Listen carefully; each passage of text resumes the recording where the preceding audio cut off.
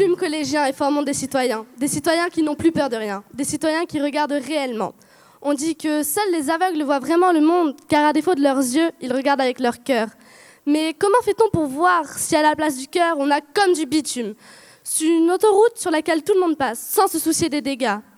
Quand on y repense à ces moments de joie, d'innocence, ces sourires niais sur nos visages d'enfants qui s'illuminaient vraiment. Quand on y repense, ça fait comme un vide immense qui nous dévore de l'intérieur. Vous l'avez déjà ressenti, vous, ce vide, cette impression de tout rater, de dégoûter. Quand tu n'as qu'une envie, c'est d'hurler jusqu'à plus pouvoir respirer. Ce mélange de peur, d'angoisse, de nostalgie, ce mélange que tu ne veux plus jamais revoir car il te confronte à ta plus grande phobie. Moi, je le connais bien, ce mélange, celui qui est toujours là, même quand il est parti.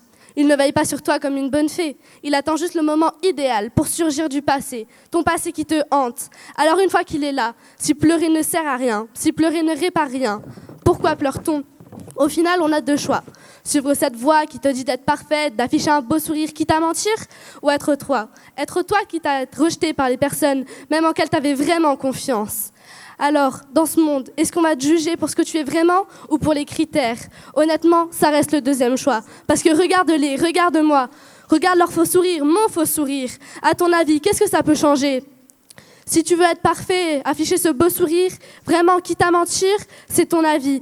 Mais dans ce monde, si tu es jugé pour les critères de la société, sur ta beauté, est-ce que tu y conviendras vraiment?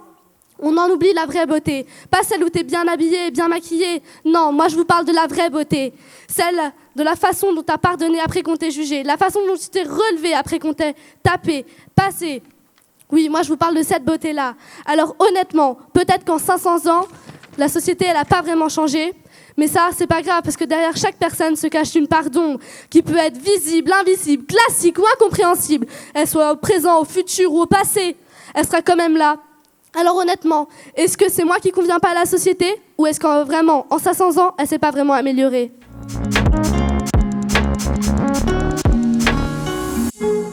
Ça va, un peu stressée mais ça va.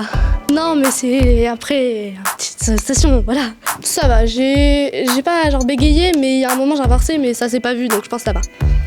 Il n'y a que toi qui as vu. Bon, maintenant que Oui bah oui mais c'est parce que je connais mon texte mais genre j'ai inversé 2 paragraphes mais sinon ça devrait pas trop se voir. Ouais j'ai pas eu en dessous de 9,4 et je crois la meilleure c'était 9,9. Bah un peu genre du monde de la société, comment est-ce qu'on se sent mais qu'on cache et ce qu'on peut voir vraiment à l'intérieur des personnes. C'est qui Stéphane? Lord My Jam. Ah, il s'appelle comme ça? Bah que genre c'était quand même une super expérience et que ça m'a fait découvrir le slam quoi. Je connaissais pas mais genre j'aime bien surtout quand je suis pas bien ou que je sais pas trop comment expliquer. J'ai un petit carnet du coup maintenant exprès. Franchement c'est cool d'avoir pu voir ça même dans notre petit collège perdu de campagne.